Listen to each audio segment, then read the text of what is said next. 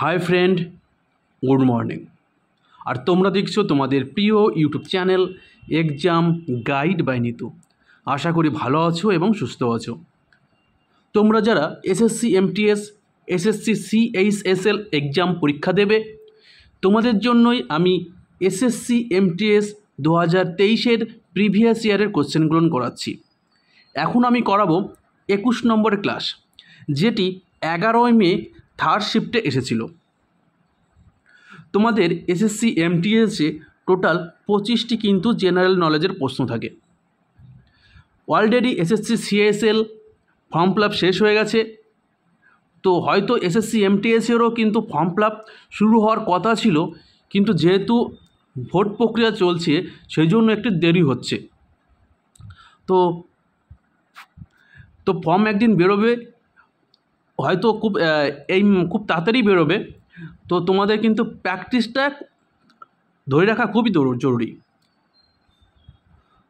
তো বন্ধুরা, যদি ভিডিওটা দেখে ভালো লাগে অবশ্যই একটু লাইক করে দেবে এবং রেগুলার আপডেট পেতে গেলে অবশ্যই চ্যানেলটি সাবস্ক্রাইব করে দেবে।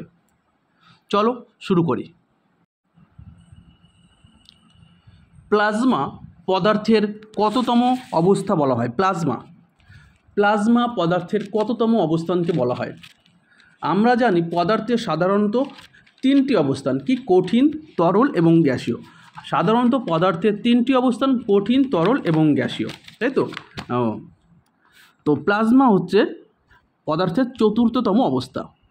প্লাজমা কততম অবস্থা? তো প্লাজমা কিন্তু পদার্থের 4র্থতম অবস্থা। আর পদার্থের সাধারণত প্রধান 3টি অবস্থান, কি? কঠিন, তরল এবং গ্যাসীয়। নিচের রাজাদের মধ্যে কে পল্লবদের শেষ রাজা ছিল? পল্লব বংশের শেষ রাজা কে ছিল? তো পল্লব বংশের শেষ রাজা ছিল কে? অপরাজিত বর্মন। অপরাজিতা বর্মন ছিল পল্লবদের শেষ রাজা। কাঞ্চিপুরম ছিল তো বন্ধুরা, পল্লবদের প্রথম রাজা কে ছিল? অবশ্যই আমাকে কমেন্ট করে বলো, পল্লব বংশের প্রথম রাজা কে ছিল? চলো নেক্সট। 2022 সালের অক্টোবরে ইসরো চেয়ারম্যান কত সালের মধ্যে চন্দ্রযান 3 এর প্রত্যাশিত উৎক্ষেপণের বছর ঘোষণা করেছিলেন? দেখো, চন্দ্রযান 3 অলরেডি 2023 সালের 14 জুলাই কিন্তু উৎক্ষেপণ করা হয়েছিল। 2023 সালের 14 জুলাই কিন্তু চন্দ্রযান 3 উৎক্ষেপণ করা হয়েছিল এবং 2023 সালের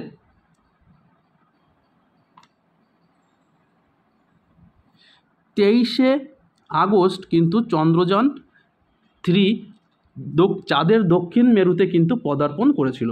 ঠিক আছে, পা রেখেছিল। 23শে আগস্ট 2023 সালের চাঁদের দক্ষিণ মেরুতে কিন্তু চন্দ্রযান 3 ল্যান্ডিং করেছিল। আর 14 জুলাই 2023 কিন্তু চন্দ্রযান 3 উৎক্ষেপণ করা হয়েছিল। ইসরো যেটি প্রতিষ্ঠিত হয়েছিল 15ই আগস্ট 1969 সালে ইসরো প্রতিষ্ঠিত হয়েছিল। ইসরোর বর্তমান চেয়ারম্যানকে এস সোমনাথ কিন্তু ইসরোর বর্তমান চেয়ারম্যান। ঠিক আছে, পরবর্তী প্রশ্ন।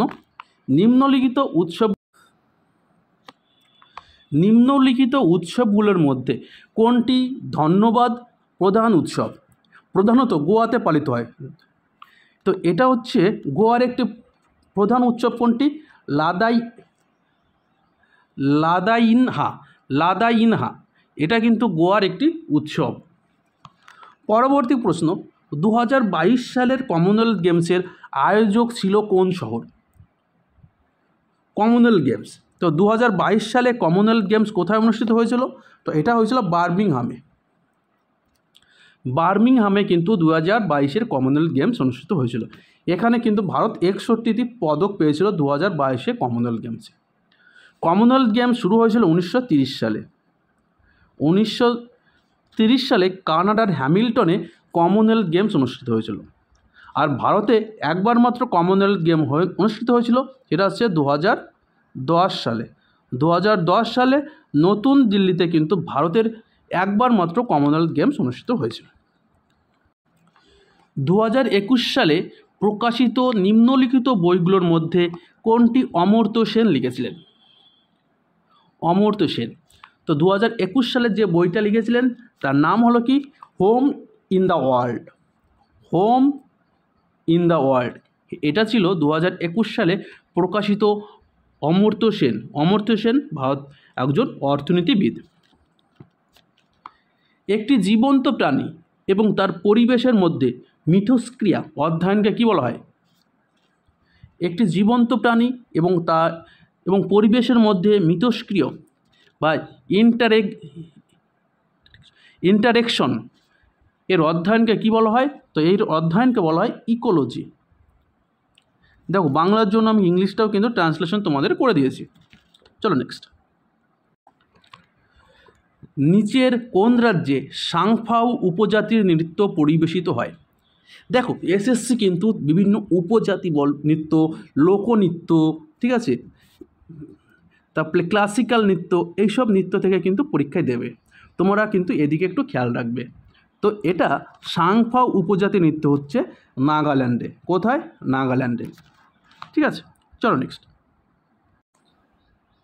পৃথিবীর কোন মহাদেশকে মহাদেশ বিজ্ঞানের প্রতি উৎসর্গ বলা হয়?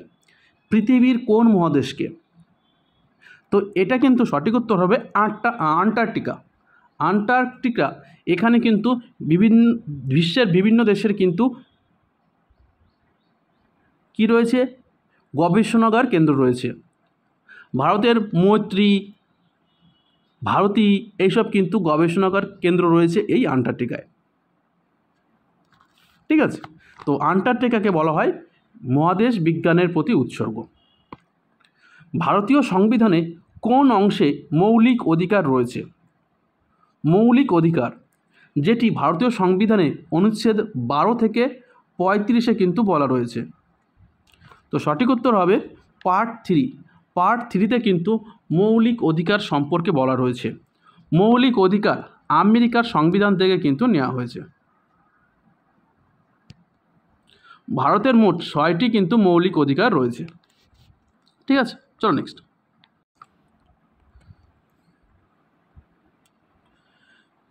ভারত যখন সত্যবিলোপ নীতি কার্যকর হয়েছিল তখন ভারতের গভর্নর জেনারেল কে ছিলেন? সত্যবিলোপ নীতি কে প্রবর্তন করেছিলেন? তো সঠিক উত্তর হবে ডালহৌসি।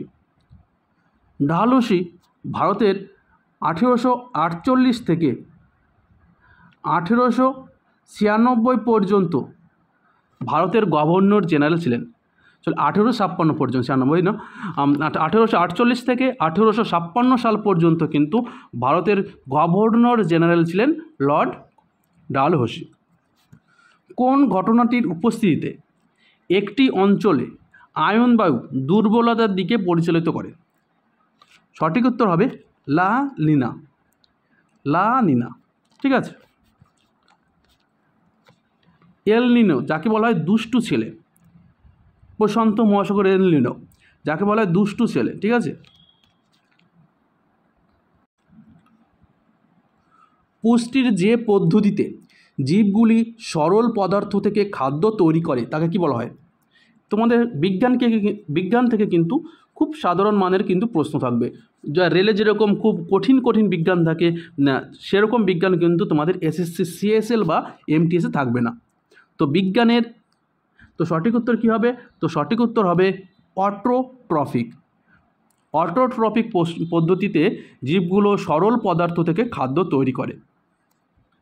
নিচের কোন মাটি নিজের চাষের বৈশিষ্ট্যর কারণে সবচেয়ে কম প্রয়োজন হয়? কোন মাটি খাদ্য তৈরিতে কম প্রয়োজন হয়? চাষের জমি, ঠিক আছে, বলেছে চাষের জমিতে নিচে কোন মাটিটি সবচেয়ে কম প্রয়োজন হয়? তো সঠিক হচ্ছে কালো মাটি। কালো মাটিতে ফসল কিন্তু খুব কম হয়। কালো মাটির প্রধান ফসল কি? তুলা। কালো মাটির প্রধান ফসল হচ্ছে তুলা। তুলা, গম, বাজরা, তামাক, ঠিক আছে, তামাক, গম, বাজরা এই টাইপের ফসল কিন্তু সবচেয়ে বেশি হয় এই কালো মাটিতে। কালো মাটিতে পটাশ, চুন এবং কার্বনেটের পরিমাণ বেশি থাকে। পটাশ, চুন এবং কার্বনেটের পরিমাণ কিন্তু সবচেয়ে বেশি থাকে এই কালো মাটিতে। চলো নেক্সট। নিচের মধ্যে কে বিধবা পুনর্বিবাহ সমিতি প্রতিষ্ঠা করেন? বিধবা পুনর্বিবাহ সমিতি, তো তিনি হলেন কে? তিনি হলেন পণ্ডিত বিষ্ণু শাস্ত্রী। পণ্ডিত বিষ্ণু শাস্ত্রী বিধবা পুনর্বিবাহ সমিতি প্রতিষ্ঠা করেন। সতীদাহ প্রথা নিবারণ করেছিলেন কে? রাজা রামমোহন রায় সতীদাহ প্রথা নিষিদ্ধ করেছিলেন। উইলিয়াম বেন্টিংয়ের সহযোগিতায় রাজা রামমোহন রায় সতীদাহ প্রথা নিষিদ্ধ করেছিলেন। তিনি একজন হিন্দুস্তানি শাস্ত্রীয় সঙ্গীতের সঙ্গীতজ্ঞ যিনি বাদ্যযন্ত্র সারেঙ্গি বাজান। নিচের কে সারেঙ্গি বাদক এবং তার সঙ্গে হিন্দুস্তানি শাস্ত্রীয় সঙ্গীতজ্ঞ?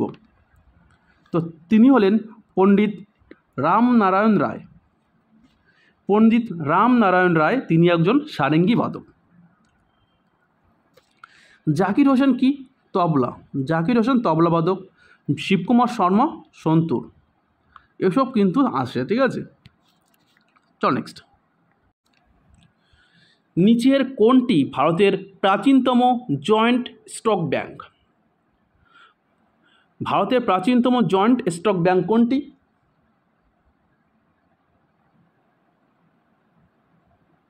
তো এটি হলো এলাহাবাদ ব্যাংক। এলাহাবাদ ব্যাংক ভারতের প্রাচীনতম জয়েন্ট স্টক। এলাহাবাদ ব্যাংক যেটি প্রতিষ্ঠিত হয়েছিল কত সালে? 1865 সালে। 1865 সালে এলাহাবাদ প্রতিষ্ঠিত হয়েছিল। এর সদর দপ্তর কিন্তু কলকাতায়। কোথায়? কলকাতায়। চন্দ্রগুপ্ত গুপ্ত বংশের প্রথম শাসক যিনি ড্যাশ উপাধি ধারণ করেছিলেন? চন্দ্রগুপ্ত যিনি 320 খ্রিস্টাব্দে গুপ্ত বংশের শাসক হয়েছিলেন, গুপ্ত বংশের সিংহাসনে বসেছিলেন 320 খ্রিস্টাব্দে।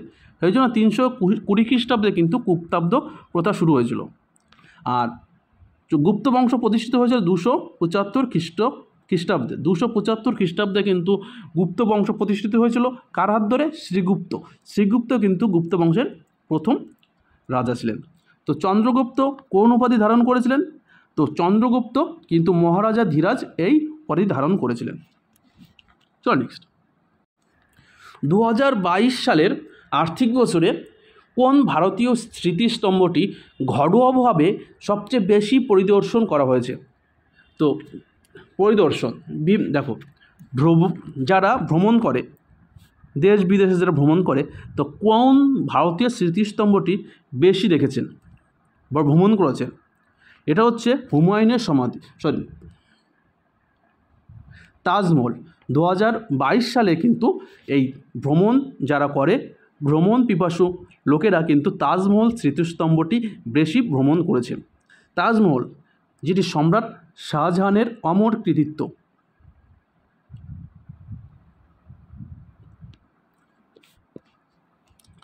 ভারতের কোন স্থাপত্য শৈলীকে ঝুলন্ত ব্যালকিন এবং খিলান আকৃতির কার্নিশের দ্বারা আলাদা করা হয়েছিল? তো এটি হবে কি? রাজপুত শৈলীকে। চল নেক্সট। ভারত শাসন করা একমাত্র মহিলা মুসলিম শাসক কে ছিলেন? তো তিনি হলেন রাজিয়া সুলতানা। রাজিয়া সুলতানা তিনি প্রথম মহিলা মুসলিম শাসক যিনি ভারতবর্ষকে শাসন করেছিলেন। রাজিয়া সুলতানা তিনি 1236 খ্রিস্টাব্দে দিল্লির সিংহাসনে বসেছিলেন। তিনি ইলতুৎমিশের কন্যা ছিলেন এবং ঠিক আছে, তিনি ছিলেন ইলতুৎমিশের কন্যা। 2023 সালের ফেব্রুয়ারি মাসে নীতি আয়োগের প্রধান নির্বাহী কর্মকর্তা হিসাবে কাকে নিযুক্ত করা হয়েছে? এটা কিন্তু আমি আপডেট করে দিয়েছি, ঠিক আছে। এটা 2022 সালে ছিল, কিন্তু আমি 2023 সাল করে দিয়েছি। তো 2023 সালের ফেব্রুয়ারি মাসে নীতি আয়োগের প্রধান নির্বাহী কর্মকর্তা হিসেবে কাকে নিযুক্ত করা হয়েছে? তিনি এখনও রয়েছে। আজকে 2024 সাল 18 তারিখ, 18ই মে 2024 সালেও কিন্তু তিনি রয়েছেন। তো তিনি হলেন কে? বিভিআর সুব্রমণ্যম। বিভিআর সুব্রমণ্যম কিন্তু নীতি আয়োগের কার্যকারী নির্বাহী কর্মকর্তা বা সিইও। নীতি আয়োগ যেটি প্রতিষ্ঠিত হয়েছিল কত সালে? 1 জানুয়ারি 2015 সালে। 1 জানুয়ারি 2015 সালে নীতি আয়োগ প্রতিষ্ঠিত হয়েছিল। নীতি আয়োগের চেয়ারম্যানকে? নীতি আয়োগের চেয়ারম্যান পদাধিকার বলে প্রধানমন্ত্রী নরেন্দ্র মোদী, এবং ভাইস চেয়ারম্যান কিন্তু সুমন বেরি। সুমন বেরি কিন্তু ভাইস চেয়ারম্যান। চলো নেক্সট। নিচের মধ্যে কে কুচিপুড়ি নাচের পুনর্জন্ম করেছেন? চেন্নাইতে নিজের কুচিপুড়ি ড্যান্স একাডেমি শুরু করেছেন এবং 1998 সালে পদ্মভূষণ পুরস্কার পেয়েছেন। তো কুচিপুড়ি নাচের পুনর্জন্ম কে করেছেন? তো তিনি হলেন কে? তিনি হলেন গুরু বেম্পতি চিন্না সত্যম। গুরু বেম্পতি চিন্না সত্যম তিনি কুচিপুড়ি নাচের পুনর্জন্ম করেছেন এবং তিনি চেন্নাইতে একটি কুচিপুড়ি ড্যান্স একাডেমি প্রতিষ্ঠা করেছিলেন এবং 1998 সালে পদ্মভূষণ পেয়েছেন। গুরু বিপিন সিং মণিপুরী নাচ। কেলুচরণ মহাপাত্র ওডিসি। হকিতে হলুদ কার্ড বলতে ন্যূনতম কত মিনিট খেলার সময়ের জন্য খেলোয়াড়কে সাময়িক সাসপেনশন বোঝায়? একজন হকি খেলোয়াড় যদি হলুদ কার্ড দেখেন তিনি কত মিনিট মাঠের বাইরে থাকতে হয়? তো তাকে কিন্তু 5 মিনিটের জন্য মাঠের বাইরে থাকতে হয়। একজন হকি খেলোয়াড় যদি হলুদ কার্ড দেখে তাকে কিন্তু 5 মিনিটের জন্য মাঠের বাইরে থাকতে হয়। যখন একজন ব্যক্তি নতুন দেশে চলে যায় তখন তাকে কি বলা হয়? যখন একটি ব্যক্তি নতুন দেশে চলে যায় তাকে বলা হয় অভিবাসন বা ইমিগ্রেশন। অভিবাসন বা ইংরেজিতে বলা ইমিগ্রেশন। তো বন্ধুরা, ভিডিওটা এই পর্যন্তই। ভিডিওটা ভালো লাগলে একটু লাইক করে দেবে। চ্যানেল নতুন হয়ে থাকলে অবশ্যই চ্যানেলটি সাবস্ক্রাইব করে দেবে। ধন্যবাদ।